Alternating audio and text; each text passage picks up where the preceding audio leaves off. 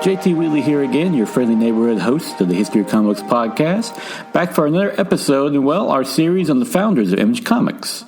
And this time we'll be doing the life of Rob Liefeld. One of the most controversial artists in the American comic industry in recent decades has been Rob Liefeld. Accused of plagiarism and outright bad art, he continues to be one of the most polarizing figures in the medium, as he is also the co-creator of numerous classic characters, from Cable to Deadpool, along with being an Image Comics founder. In fact, Liefeld wasn't just a founder, he literally was the one that got the ball rolling. Rob Liefeld was born on October 3, 1967 in Fullerton, California, the youngest son of a Baptist minister father and a part-time secretary mother. His family, which also included a sister 7 years his senior, later moved to Anaheim, California, where he grew up. Growing up, he loved Star Wars and comic books and wanted to be a comic book artist straight out of high school, admiring the works of John Byrne, Frank Miller, Walter Simonson, George Perez, and Arthur Adams, many of whom he met at a local comic book convention at the nearby Disneyland Hotel. By the time he graduated, he was set about to become a professional comic book artist, having already created a finely tuned portfolio to show to prospective publishers. As Rob Liefeld was trying to make his big break, he took art classes at a junior local college, while also working as a pizza delivery man and construction worker, all while submitting his work to companies outside of Marvel and DC, as he was too intimidated to try for the big two just yet. Finally, Liefeld got a call from Gary Carlson, who was working on Megaton No. 4 and was looking for replacements for artists who had left for bigger projects. Carlson liked Liefeld's submissions of pinups, mostly featuring DC and Teen Titan characters, along with a few Marvel ones, though he noted a goofy anatomy, something that would plague the artist for years. Overall, though, he felt Liefeld wasn't ready for professional work just yet. Undeterred, Rob Liefeld submitted more art for Megaton No. 5, including pinups of Megaton characters Ultraman and Ultra Girl. Carlson ended up using one of these pinups for the inside cover of Megaton No. 5, while the Ultra Girl pinup would be used in Megaton Explosion No. 1 on July of 1987, a Who's Who's type reference book. It also featured a very early incarnation of Rob Liefeld's Youngblood, which would play a huge part in his life years later. Eventually, Carlson and his colleague Chris Ecker went to meet the still teenage Rob Liefeld, who still hadn't acquired his driver's license, at the Ramada O'Hare Inn during the Chicago Comic-Con, who had new art samples ready to show off. Further impressed, Carlson and Ecker gave Liefeld a script to test his page-to-page story, which they liked, though Gary Thomas would eventually draw the story. 2 months later, Rob Liefeld did an advertisement for his Youngblood team in Megaton No. 8 on August of 1987, with it proclaiming the team would make its first appearance in Megaton Special No. 1 by Liefeld and writer Harry Callands, who would later design the I logo for Image Comics. The cover was also provided by Jerry Ordway. Unfortunately, Megaton went out of business before the issue could be printed, thus Rob Liefeld's Youngblood was put on hold for now. Despite this setback, Rob Liefeld decided it was time to make a try for the big two, Marvel and DC. Learning from a friend that a lot of their editors would be incoming at the incoming San Francisco Comic Convention, he and a friend drove several hours to the city and stayed with his aunt and uncle. At the convention, Liefeld passed out his samples to numerous editors, including Dick Giorgeno at DC, who was impressed and requested more. At his friend's urging, Liefeld also approached Mark Gruenwald at Marvel, who offered him an 8-page backup feature in The Avengers starring the Black Panther. That story was ultimately penciled by another artist, Liefeld, though Liefeld did get the character design work for Gruenwald on top of that. Liefeld's first published work would be through DC, though, which appeared in DC Comics bonus book insert and World Lord No. 131 on September of 1988. According to editor Robert Greenberger, Liefeld was given the job to keep him from going to Marvel, seeing his potential. Next, Liefeld would work on Hawk and Dove with editor Mike Carlin at DC. Originally a 5-issue miniseries starting in October of 1988, Liefeld started to get experimental with his storytelling near the end, flipping pages sideways, which caused some friction with Carlin, who had to have the pages cut and repaneled to keep them in proper order. But Liefeld quickly became a fan favorite with the thanks to the new series, resulting in Hawk and Dove becoming an ongoing series. It was also this miniseries that revived the classic Steve Ditko creations, who were originally twin brothers with powers based on Chaos, which is Hawk, and Order, which is Dove. In the revival, Dove is now the female Dawn Granger, replacing Hank Hall's brother Dawn. This modern incarnation has survived to this day and is, of course, the version featured in the current Teen Titans series on the DC streaming service. Despite this success, Carl Kessel, who co-wrote an Ink Hawk and Dove with Rob Liefeld, recalls Mike Carlin stating, "He has it, he just doesn't have it yet." Liefeld would go on to pencil Secret Origins number 28 for DC that same year as well. With his success at DC, it wasn't long before their chief rival, Marvel, came calling, with Rob Liefeld's first assignment being Amazing Spider-Man Annual number 23 in 1989. Later, Bob Harris, the new editor of the X-Men books, made Rob Liefeld the artist on The New Mutants, a spin-off of the Uncanny X-Men about a team of teenage mutants beginning with issue number 86. Working with writer Louis Simonson, it was slow going at first, but soon fans started to gravitate to the book and Liefeld's art, especially when he introduced the gritty new character Cable, who first appeared in New Mutants number 87 on March of 1990. A gun-toting cyborg from the future, he would later be revealed to be the son of Cyclops and Jean Grey's clone, Madeline Pryor, who was sent to the future as an infant to combat a techno disease he was infected with, which was done in Uncanny X-Men number 201 on January of 1986, making that technically Cable/Nathaniel Summers' first appearance. Soon, one of Marvel's lowest-selling books was a success, much of it credited to Liefeld's art. Liefeld would then be made full writer with issue number 97, with Fabian Nicieza writing the dialogue, and by the very next issue, they co-created Deadpool, the infamous merc with a mouth that has become one of the most popular characters in recent decades. With its success, Liefeld requested New Mutants be ended with issue number 100 on April of 1991, wrapping up the old storylines while sending the comic in an exciting new direction, introducing a new team that would be the basis for the series. Marvel was instantly on board, seeing the potential of recreating the success of Todd McFarlane's Spider-Man number 1. On August 1991, X-Force number 1 was launched, becoming one of the top-selling comic books of all time, thanks in part to a gimmick that each issue was bagged with 5 different trading cards. By the end of its first printing, it was 5 million copies of X-Force number 1 were sold, becoming the best-selling comic of all time.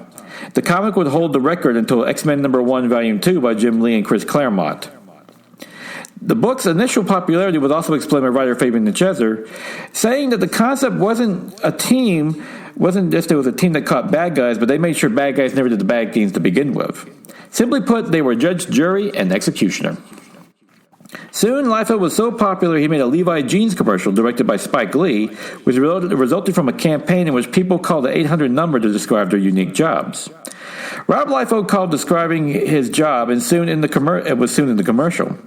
He would later talk about this, along with the comic book industry as a whole, with Stan Lee, on the second episode of the Comic Book Great series. With his growing success and popularity, Liefeld decided to take Malibu Comics and David Obrecht's offer to publish anything he ever wanted. He originally wanted to do The Executioners, but was put on hold when Bob Harris at the Marvel ejected after seeing the book promoted in the comic book's buyer's guide. Harris stated it was too similar to X-Force and even threatened legal action. It didn't help that the X and Executioners heavily emphasized. Not wanting to tangle with Marvel, Liefeld and Malibu dropped the project, but the incident made Liefeld decide to make an honest go at creator-owned comics. This was part with his larger frustration with Marvel, as he didn't have ownership of his characters and his art was being used in other merchandise, such as t-shirts, without him getting a royalty check. He first reached out to Eric Larson and Jim Valentino, who shared similar concerns, and eventually Todd McFarlane was also brought in. And he quickly took over, and with their plan, that would ultimately become Image Comics. Todd McFarlane led the group in speeches against both Marvel and DC, with which Rob Liefeld was present at. With the addition of Jim Lee, Mark Silvestri, and Ross Potasio, they set out to form Image Comics. Originally, Rob Liefeld planned to do both X-Force at Marvel in his new book, as some of the other creators planned to do, but McFarlane pointed out they could barely produce one book on a regular schedule, let alone 2. Plus, McFarlane also reasoned anything he makes for Marvel would be theirs, while at Image, it would be his. Thus, Liefeld would stop penciling X-Force with issue number 9 and plotting with issue number 11, allowing him to dust off his old idea for a team book, Youngblood.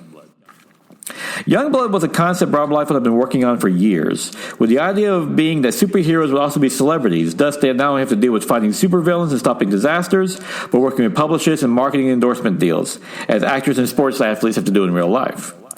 While his work at DC and Marvel would interrupt his plans, he nearly got it off the ground at DC as a version of Teen Titans to be co-written by Marv Wolfman. However, according to Liefeld, he couldn't reach an agreement with DC editor Dick Giordano on the project, allowing Teen Titans to be merged with his previous creator-owned Youngblood.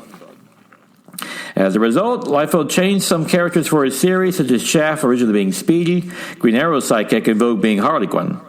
For Image Comics, Liefeld polished the concept and decided to publish Youngblood in the flipbook style, meaning it would consist of two stories, one featuring the A-Team, or domestic missions, which would feature Shaft, Chapel, Badrock, originally Bedrock, Die Hard, Photon, and Rogue, while the B-Team, overseas missions, featured Sentinel, Combat, Brahma, Sci-Fire, and Riptide. The first Image comic book would be Youngblood by Rob Liefeld, and the event was so popular Rob Liefeld appeared on the Dennis Miller Show to promote it. For additional promotions, a preview was published in the Malibu Sun #1 on February of 1992 from Malibu Comics, Image's publisher at the time. Also, on March 13th, 1,500 Ashcan editions, 5.5 by 8.5 inch black and white copies of the comic of each story, 1,000 for the A-Team and 500 of the B-Team, were also produced. Youngblood ended up selling 1 million copies, becoming the highest-selling independent book of all time. Originally, they hoped at best to reach 400,000 in sales, which was the number Dark Horse's Alien vs. Predator comic did, but that exceeded all expectations. Its first order was for 350,000 and then 800,000 before it finally reached its 1 million mark. It would later be passed by Todd McFarlane's Spawn, which ended up selling 1.3 million copies. However, despite this success, many critics said Youngblood was everything wrong with comics, from its stiff storytelling, poor anatomy and writing, and something that Rob Liefeld would own up years later.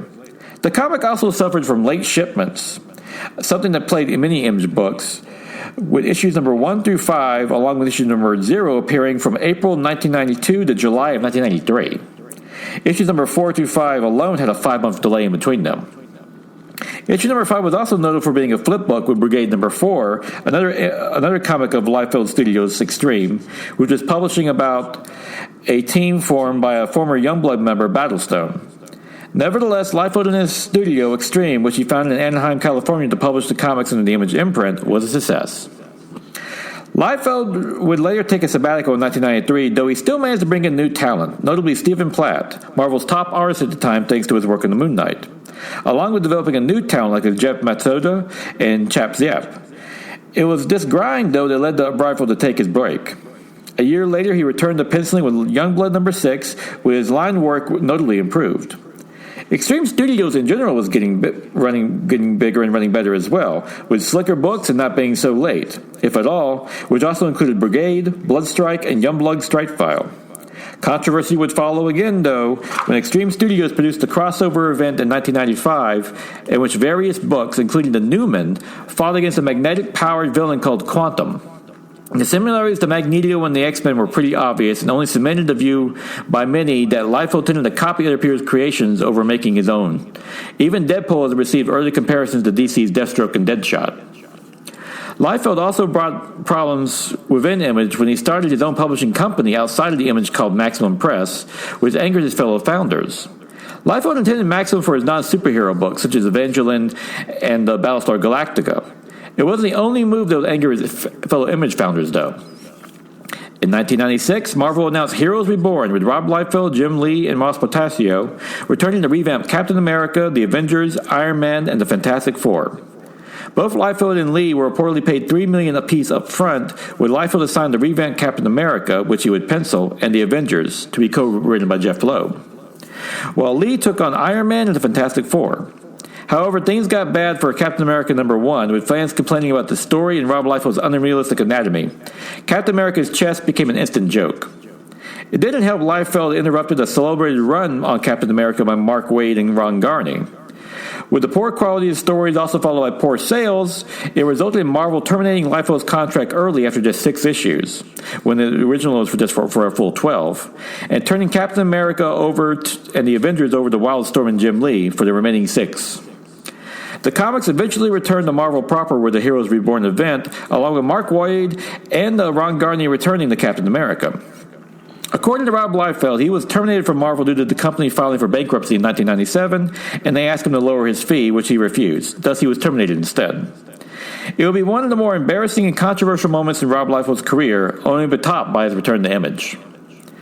The Heroes Reborn event and Rob Liefeld starting Maximum Press had already angered his fellow Image founders, but his final straw came when Liefeld and Extreme Studios tried to poach talent from his fellow Image studios. Originally, he tried to get Mark Silvestri and Top Cow to merge with Extreme, making it bigger than Jim Lee's Wildstorm. Losing those Heroes Reborn titles to him must have really smarted. Silvestri turned him down politely, and as a result, Extreme tried to recruit Top Cow's top talent, notably Michael Turner, their best new artist and the co-creator of the Silvestri Witchblade series.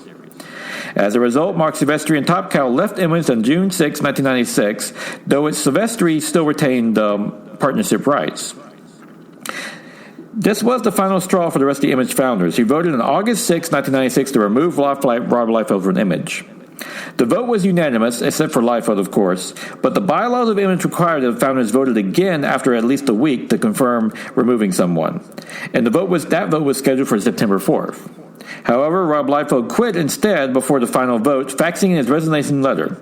Eric Larson, a fellow Image founder and creator of Savage Dragon, called it pulling a Richard Nixon, resigning before he could be impeached.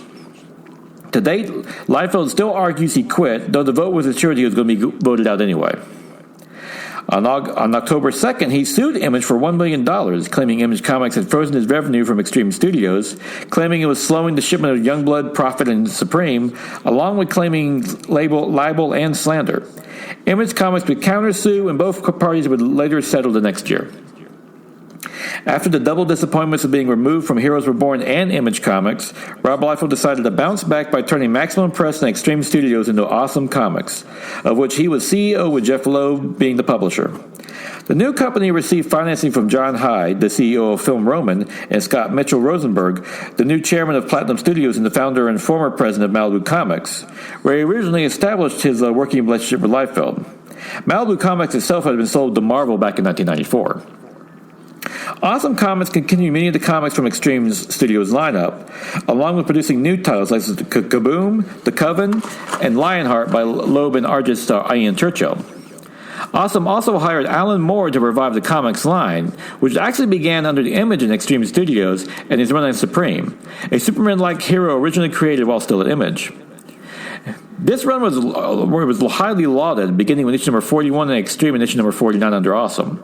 Moore would deconstruct Supreme into a 1950s to 60s version of the Mort Weisinger run on Superman, and his run is credited as one of the highlights of the acclaimed writer's career, which is saying something considering this guy also did Watchmen and V for Vendetta. And it also resulted in him winning the 1997 Eisner for Best Writer. With that success, Alan Moore was given free rein to revamp the entire Awesome universe with the crossover event Judgment Day, in which a member of Youngblood is put on trial for murder, with the other members flashing back to the event. Alan Moore was then tasked with relaunching Youngblood with artist Steve Skroce, but the comic was plagued with scheduling issues, along with the comic Glory, a revival of the superheroine who first appeared in Youngblood Strike File number 1. Glory saw one comic, issue number 0, published under Awesome, but none other. Outside of Alan Moore's work, Kaboom was published by writer Jeff Loeb and artist Jeff Masuda about Jeff Sunrise, who on his 16th birthday received the Kaboom power, only to then be hunted by a group of demons called the Nine. Artists Ian Churchill and Jeff Loeb created 2 series as well, The Coven and Lionheart. The Coven was a supernatural series that dealt with dealing with the battle between heaven and hell, while Lionheart was about an archaeologist, Karen Quinn, who was extraordinarily transformed into Lionheart, a being infused with divine power dating back to the Garden of Eden. Rob Liefeld also made another try at a patriotic superhero after being fired from Captain America by Marvel when he attempted to buy the rights to The Fighting American, which was also created by Jack Kirby and Joe Simon in 1954 in response to Timely, then Marvel, relaunching Captain America at the same time without them. Liefeld wanted to continue a story he had planned for Captain America before Marvel terminated him, and he hoped to use that story for The Fighting American instead. However, the Simon family's licensing fee was too high, so Liefeld instead created his own patriotic superhero, Agent America. Liefeld drew a few pinups and a poster before Simon's family threatened to sue him over copyright of Fighting American. Instead, Liefeld and Simon negotiated a new deal using Fighting American and was ready to go, until Marvel then threatened to sue them over the character being too close to Captain America. Liefeld and Simon were to blunt some of the lawsuit by merging Fighting American with Agent America, and all parties eventually settled, though one of the conditions from Marvel was that Fighting American could never throw his shield like a weapon. Under Awesome, Fighting American was John Flagg, a former soldier who gained superpowers through an experiment that can never be duplicated. There seems like there's some merit to this lawsuit. In the mini-series Rules of the Game, writer Jeff Loeb and Art McGuinness introduced his original villains back from the run in the 1950s, while Dogs of War by Jim Starlin and Stephen Platt showed how they got around the shield throwing. Instead, he uses throwing darts and stars and stuff like that. Unfortunately, Rob Liefeld hadn't learned any of his mistakes from the speculation crash, as many of Awesome's comics use gimmicks to spur sales, such as Youngblood having 11 variant covers. In addition, disputes with partners and erratic quality of the release schedules led to an ever-decreasing sales, leading to the company to finally collapse in the year 2000. Alan Moore would move on to Wildstorm under his own America's Best Comic Books, ABC, imprint, where Liefeld would later claim many of his ideas started under Awesome, while the rest of the writers and artists, notably Jeff Loeb, Ian Churchill, Ed McGuinness, and Jeff Matsuda, went on to have successful careers at Marvel and DC. As for Rob Liefeld, he found himself back at Marvel. Rob Liefeld returned not only to Marvel but also the X-Men series, doing covers and interiors for Cable and the X-Force comics. In 2004, he reunited with his X-Force writer Fabian Nicieza for an X-Force Limited series, along with covers for Deadpool. The previous year, Liefeld also forwarded Arcade Comics with the intention of doing a new Youngblood series through it, the first being Youngblood Genesis with Brandon Thomas, then Youngblood Bloodsport with Mark Miller. In 2006, he and Jeff Loeb returned to the Heroes Reborn universe with a 5-issue miniseries, Onslaught Reborn, but it was met with poor reviews. In 2007, Rob Liefeld teamed with writer Robert Kirkman for his Killraven miniseries, based on a freedom fighter in a post-apocalyptic world originally created by Roy Thomas, Neil Adams, and Jerry Conway, which first appeared in Amazing Adventures number 18, Volume 2 on May of 1973. However, despite 5 issues reportedly being produced, Marvel never published them, a sore spot for Liefeld to this day, as he still considers it some of his best work. It did create a bond with Robert Kirkman, a now popular writer thanks to Invincible and The Walking Dead at Liefeld's old company Image, where Kirkman would soon become its first partner since the company's founding. Kirkman grew up reading Image comics and was naturally a huge fan of Rob Liefeld, one of the original founders. Kirkman was also worried, though, that Liefeld would eventually publish Youngblood through Image, so he arranged for him to return to Image Comics instead, even hosting him and the rest of the founders at the 15th anniversary panel in July of 2007 at the San Diego Comic-Con.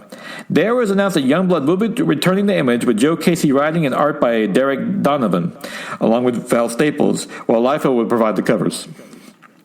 In 2010, Rob Liefeld returned to Deadpool when he penciled issue number 1 of Prelude to the Deadpool Corps, along with the first 9 issues of Deadpool Corps, which featured various versions of the Merc with a Mouth from different dimensions, including Kidpool and Dogpool.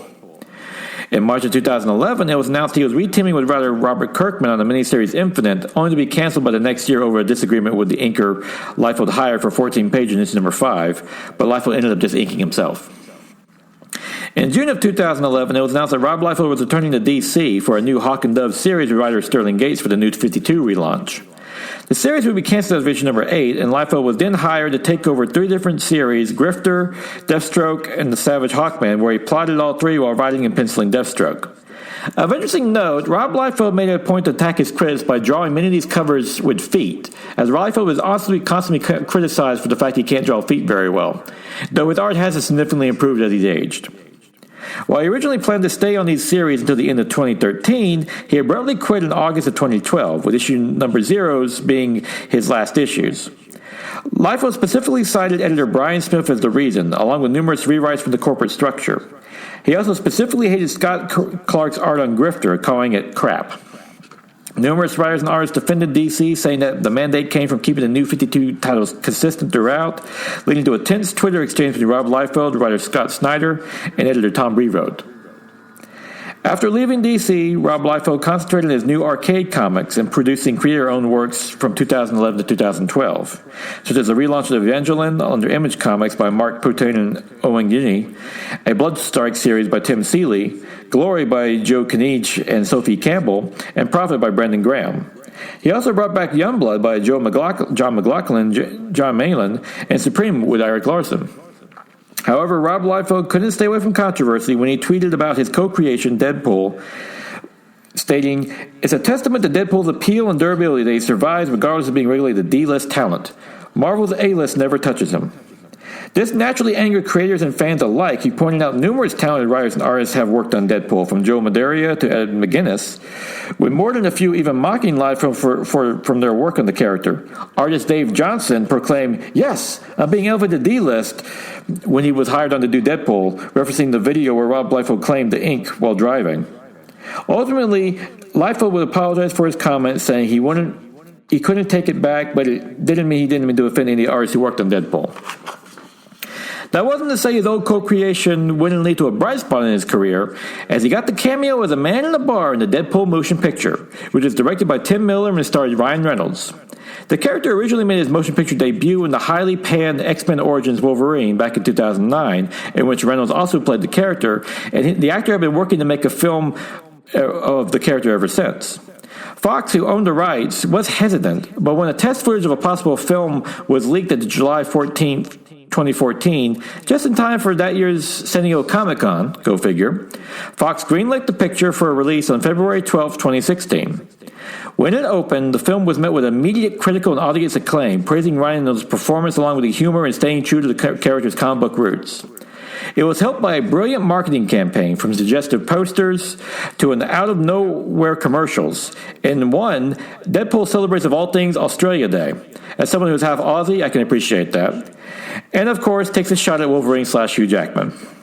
All this led to an astounding $780 million worldwide gross against a $58 million budget, making it one of the most successful R-rated movies of all time. Naturally, a sequel was greenlit, with Deadpool 2 premiering on May 10, 2018, which also featured the live-action debut of another Rob Liefeld co-creation, Cable, played by Josh Brolin. While not quite living up to the first film, it still had a brilliant marketing campaign, and the first trailer, Deadpool does an impression of the famous PBS artist Bob Ross, and was well received by critics and audiences alike, grossing $785 million worldwide against a $110 million budget. It also featured a brilliant after-credits sequence in which Deadpool goes back in time to not only kill the version of him in the X-Men Origins movie, but also Ryan Reynolds before he can make the Green Lantern movie. If only that was true. A PG-13 version of the film was also made, Once Upon a Deadpool, as a test to see if the character could operate in a toned-down story, as Disney Marvel Studios had bought Fox Entertainment, the owner of the X-Men and Fantastic Four rights, and of course, Deadpool as well. This was with a larger plan to see if he could be integrated in the larger Marvel Cinematic Universe, which is mostly PG-13. No concrete plans for a third film have been made yet, though all involved have expressed interest in doing so. Back on the comics front, Rob Liefeld managed to find controversy once again when he tweeted on June of 2019 about DC making sweeping editorial changes after a printing error with the comic Batman Damned, which featured the character going full frontal when treating his injuries in the Batcave, which led to the comic selling out, incidentally, and DC removing the nudity from future printings. So if you have that original copy of Batman Damned, it's worth a pretty penny now. Liefeld mocked DC in the tweets, claiming the company was heading off a cliff and wouldn't survive if it wasn't for Batman. Writer Mark Millar challenged his claim, pointing out DC had many viable properties, such as Superman and The Flash, only for Liefeld to tweet again that DC should just fire everyone, including Poe publisher and fellow Image founder Jim Lee, and stating that with that would free up Lee to return to Marvel and do another X-Men comic. I'll be honest, I wouldn't mind seeing that. Rob Liefeld would later delete both tweets, apologizing afterwards, and thus remaining ever the center of the controversy. Today, Rob Liefeld works for Marvel on Major X comic, which details the adventures of Cable and Storm's son from the future. According to Rob Liefeld, he implied a romantic connection between those two in his original New Mutants and X-Force books. He's still living in Anaheim, California, where he's happily married with his 3 kids. Despite leaving Image, he remains fond of those years and still works for the company from time to time. While Liefeld is back to working for the Big Two, his mark on comics and the independent movement can't be denied. Image Comics wouldn't have existed without him, and even after leaving, his mark is still felt in helping create one of the great companies in American comic books, along with more than a few of his great characters. I would like to thank my chief source for this episode, Image Comics, The Road to Independence by George Corey, which doesn't feature an interview with Rob Liefeld, the one founder who didn't contribute to the book, but does feature a nice overview of his career. A great read for all Image fans.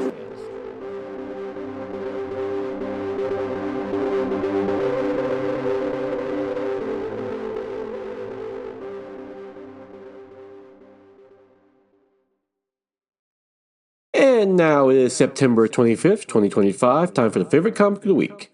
Absolute Wonder Woman, number 12, by Kelly Thompson and Hayden Sherman, which finds the conclusion of the maze story arc as Wonder Woman was able to get all the prisoners out of the maze through her strengths and wit, though, and of course a bit nice dose of humanity, though with some twists along the way. Thompson once again shows us what a great character Wonder Woman Diana is, and the fact that even though she's a very strong and powerful character, a very smart one too, she also uses her humanity to finally bring this base story arc to an end and try to appeal to the better natures of Clea. And this is a great story twist in that we find out that Diana might not be the only Amazon in the world after all.